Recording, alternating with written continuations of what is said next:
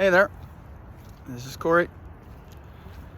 So today I was thinking about, some people are curious why I call an exercise practice fundamental self-improvement. I think I've even gone so far as to say that it is the, capital THE, the fundamental self-improvement practice.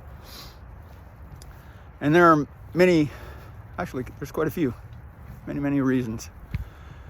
And I'll go over the ones that come off the top of my head here.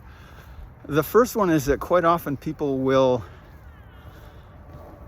look to circumstances that are more of a stretch as far as their own influence to even make better. So if they have financial stress, for example, they'll obviously, look to what can I do to earn more money or have fewer bills or to get out of debt. And that seems very obvious. And if that's a fairly straightforward and obvious answer, and it seems, and it is for them, simple and straightforward to execute, then that's a good solution. I mean, if you can solve a problem by solving it, then just do it. Other people, maybe they have relationship issues. And my point being that you have less influence over external circumstances, and it's better to learn the process of change in a context that you have the most influence over, and that being your relationship with your own body. Improving your health, increasing your muscular endurance, etc., whatever fitness goals you might have. Then, so that's one aspect of it. Another is that quite often people will think about mindset and training their thoughts. And the thing about that is that the brain and our thinking processes are mostly non-conscious. So that actually does become quite a challenge to handle that. I mean, if you think about how many thoughts a person has in a day, most of them just fly by. They're just all over the place. So again, if you focus on training and conditioning the body, you've got something concrete, and it's very easy to get a hold of. And I know I say it's easy to get a hold of. Some people really struggle with fitness and exercise and their health issues, but our body changes at a much slower rate, and it functions at a much lower rate. We can follow the processes easier, is what I mean.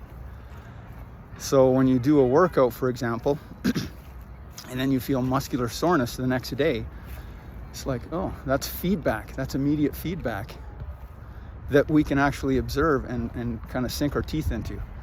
Whereas trying to change our minds, like, people don't, philosophers have been arguing about what is consciousness, what is the mind, is there a difference between the mind and the brain, where does the mind come from? I mean, that gets pretty esoteric after a while. So there's that. We can slow down the process of change, or what's happening as we try to change, so we get feedback that we can use in the context of exercise. Again, that's why I call it fundamental self-improvement.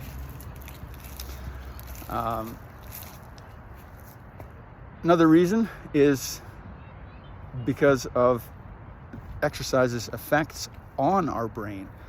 It improves our mood, and that can be immediate, which a lot of people don't really think about.